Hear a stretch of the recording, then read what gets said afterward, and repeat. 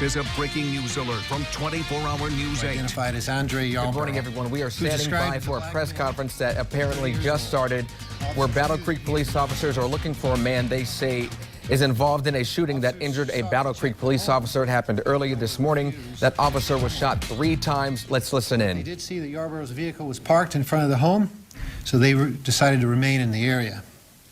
It was about 45 minutes later, about 2:30 in the morning, that Officer Johnson calls out that he was running on foot, that he identified Yarborough fleeing the home. It was within moments of that transmission that shots were fired.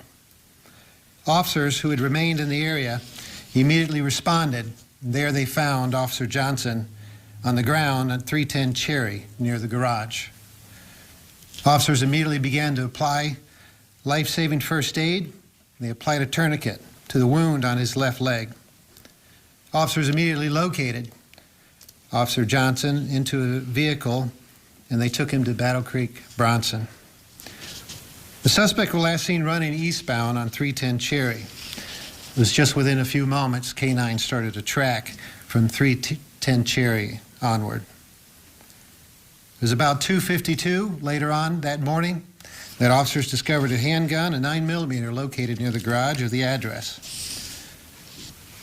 At that point, officers were being called in. The Battle Creek Police Department drone, lab personnel, MSP Aviation was called in. We had our drone in the air by 3:10.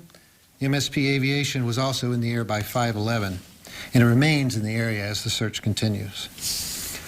Currently, our officer is in surgery, but we anticipate a full recovery.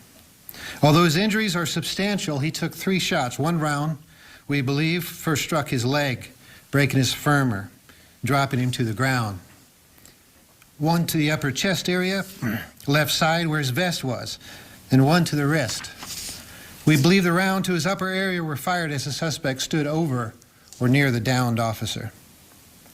Currently, BCPD investigations, tactical teams, as well as officers, troopers, deputies from both Michigan State Police, the Calhoun County Sheriff's Department, Marshall Police Department, Potawatomi Huron Tribal Police, and Emmett Department of Public Safety all have responded in support in this particular incident. MSP has agreed to take the investigation for the shooting. Some important points here I want to make. For the moment the shots were heard, officers had arrived on scene, and they applied tourniquet and had him at the hospital just under 4 minutes. Undoubtedly, that vest and that tourniquet saved this officer's life. And we do know right now that multiple rounds were fired by both suspects. All I can ask at this point is that members of the community, if you know something, if you've heard something, we ask that you call us and you let us know. It was just days ago that officers began the search in just under 72 hours for a homicide suspect. They didn't stop till all 3 suspects were arrested just on the eve of Thanksgiving. And we got those suspects because of community cooperation. And I would only ask that at this time, we have that same level of cooperation. If you know something, say something and call Battle Creek Police Department, Silent Observer. And that number is 269-964-3888. I'll take your questions. You said shots by both suspects. That's right. You have 2 suspects? I'm sorry. It was both the officer and the suspect. Thank you. Did the officer have a body cam? Do you know? The officer did not have a body camera. How many shots you got off? We're still determining that. And the vest totally stopped the bullet to the chest? It did. It was the bullet and the slug were just found on the inside of the vest. Chief, was Johnson behind the garage when this all started? So he just posted up there? Or, No, he was just in the area on foot, as well as other officers were in the area. And when they observed the suspect leaving the home, that's when he approached the suspect. And we can only assume at this point in time, because a thorough debriefing hasn't happened with that particular officer, hasn't happened, is when the chase was on. well, that back area is fenced. Did Jeff go from the front of the house to the back? Or That's a level of detail that I don't know, and we won't know until we actually speak with the officer. Was there a struggle? Was there a fight before? We do know there was a struggle. We just don't know the extent of it. Okay. And the suspect had his own weapon? That's right. The weapon you found there, the 9mm, was that the one used to shoot the officer, or do you not know yet? That's an assumption we're going to make at this point. Was Johnson the only one that fired, the only officer that fired? That's right.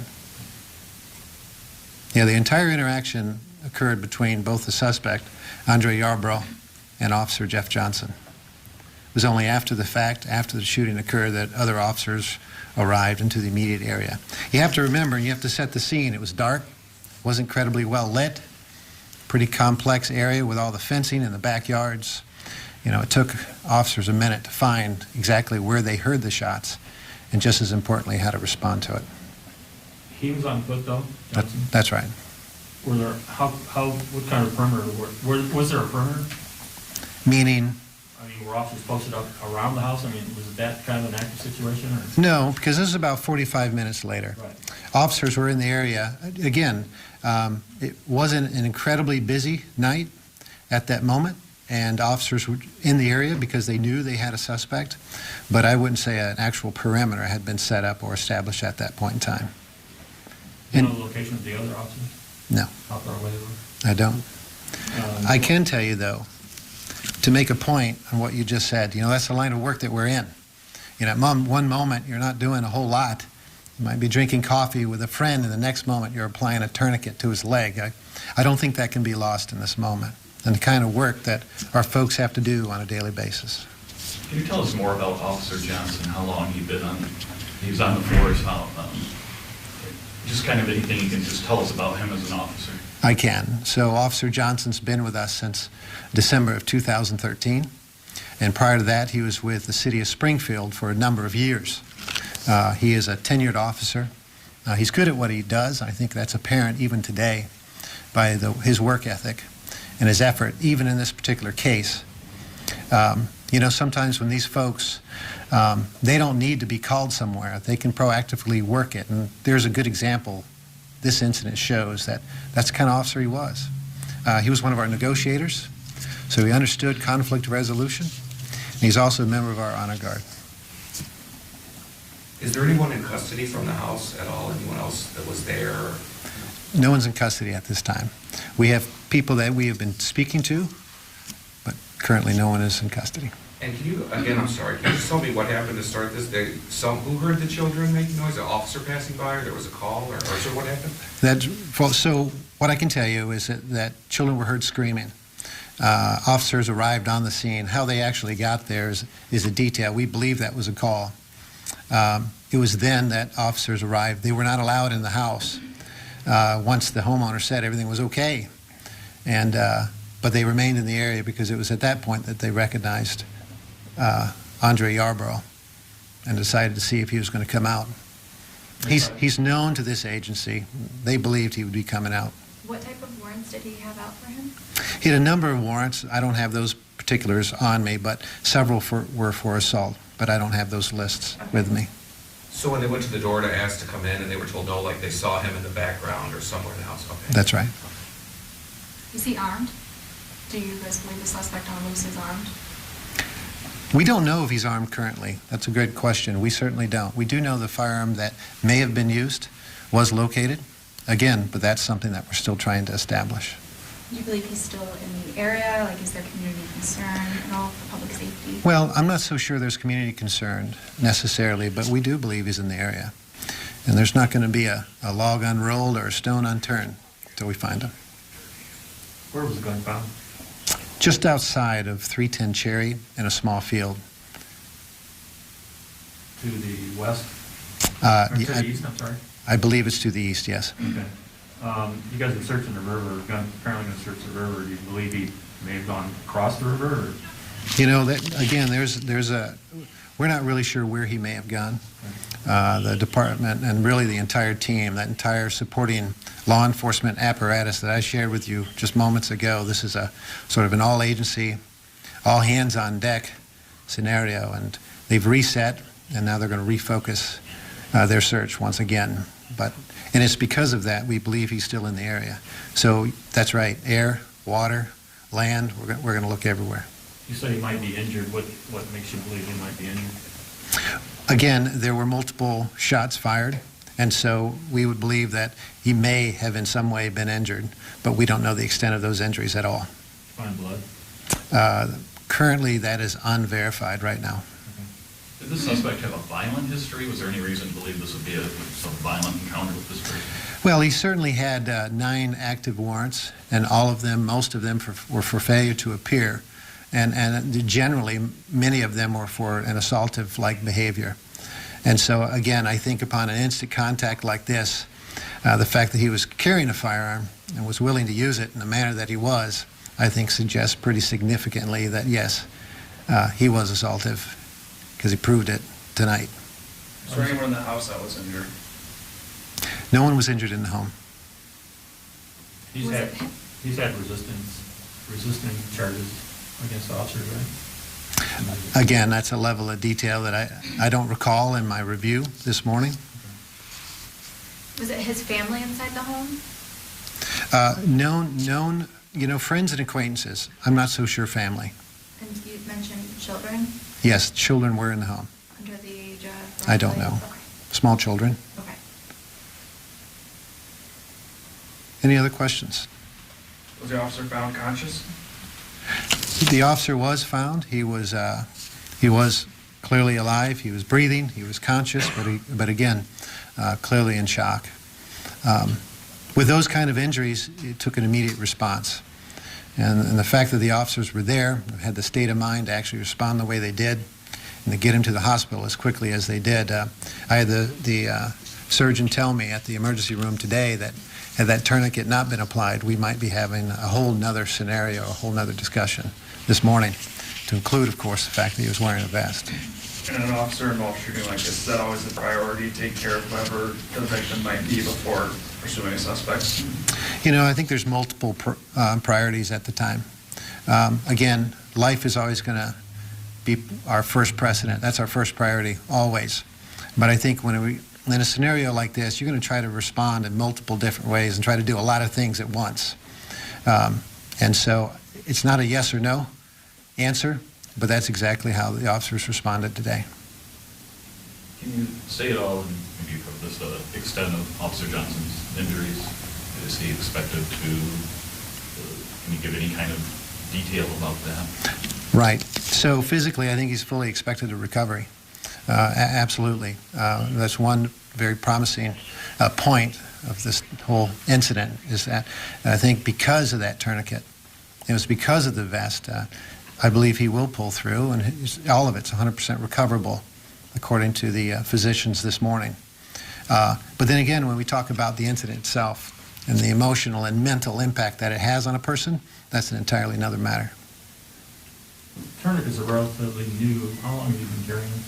Just about, probably about a year and a half, perhaps even longer. Time kind of escapes you, but every officer has them, and it's a mandatory requirement to have it.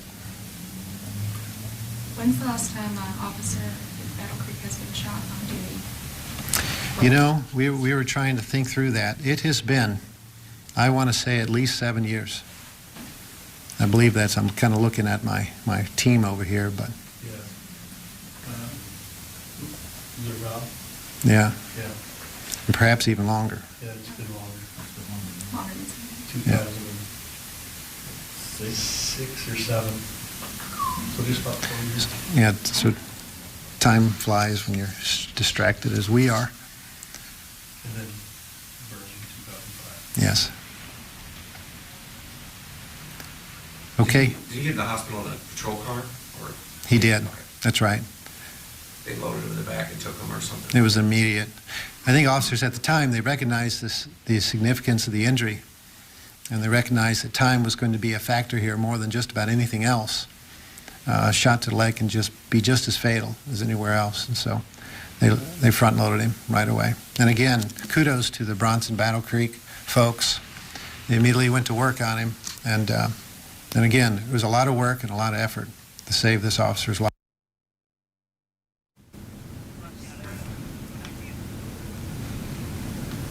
Right, everybody, we just are continuing to following breaking news. You just heard from a police officer giving an update on an officer-involved shooting.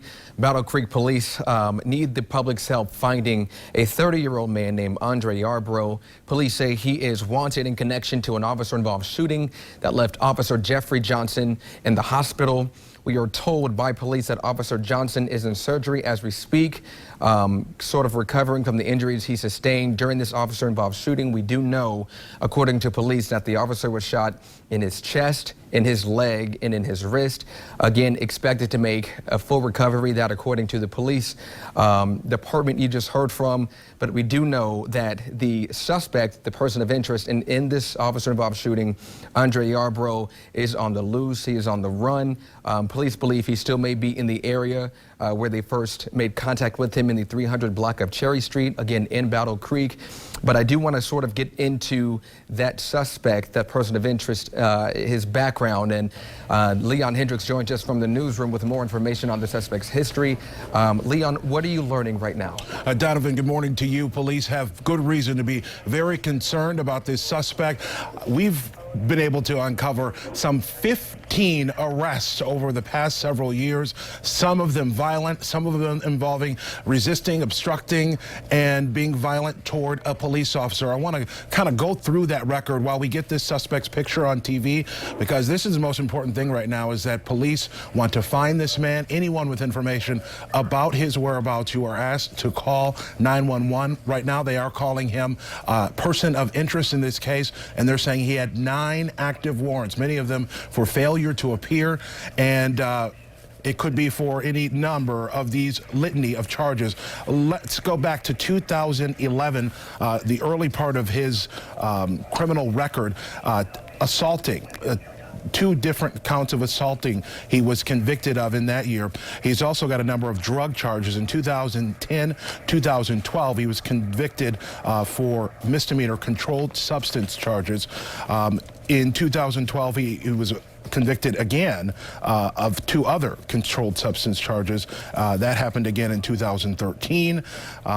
He was arrested for driving without a license. He was arrested there. And again in 2013, this one, felonious assaulting of a police officer, resisting, obstructing arrest. 2012, he received another drug conviction that was related, excuse me, that's 2013.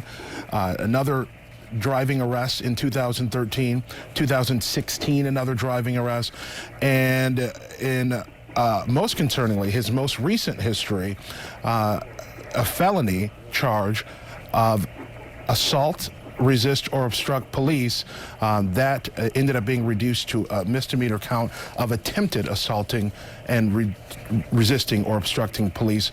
That conviction happened just in February of this year. That was connected to some other cases as well. And forgive me, we're kind of going through this as we get it, and there's a lot of information here. 2016, he was convicted of a drug charge. And then in 2018, he was convicted of assaulting, resisting, obstructing police. And then in just July of this year, he was convicted after an arrest. That arrest happened in June. He ended up getting bound over to circuit court on charges of domestic violence, felony, carrying a concealed weapon. And then there is an unadjudicated arrest for reported felony robbery. So obviously a huge criminal history here. We're going to get this all online, but police seriously concerned about him. They're saying that they will leave no log unrolled, no stone unturned until we find him. That was the word of the Battle Creek Police Chief Jim Blocker in that press conference moments ago. But we're pouring through this. We've got resources down in Battle Creek. We'll be there until this suspect or this person of interest is brought into custody. Obviously, a lot of concern about him right now this morning. For now, we'll send things back to you, Donovan, in the studio. Leon, I do appreciate you reporting that for us. Really, thank you so much. And again, folks, if you're just now joining us, police need your help finding a man by the name of Andre Darrell Yarbrough. Police say he is wanted in connection to an officer-involved shooting that left a Battle Creek officer injured. According to police, that Battle Creek officer was shot 3 times, is in surgery as we speak. He was shot in his leg, his chest, and his wrist. Again, if you're just not joining us, police need your help finding this man. He has a long history of criminal activity, according to police. We do know, according to the press conference that just finished moments ago, the last time Battle Creek officers had an officer-involved shooting was at least 7 years ago. So all hearts, thoughts, and prayers are with this officer this morning. But again, we'll continue following this investigation online on our broadcast. Tune in with us tonight at 6 o'clock. And again, later throughout the evening, and stay connected with us through our mobile app on your phones. But we will continue following the investigation as it continues to unfold. Thanks so much for joining us here this morning. We'll get right back to your live programming right now. Have a good one.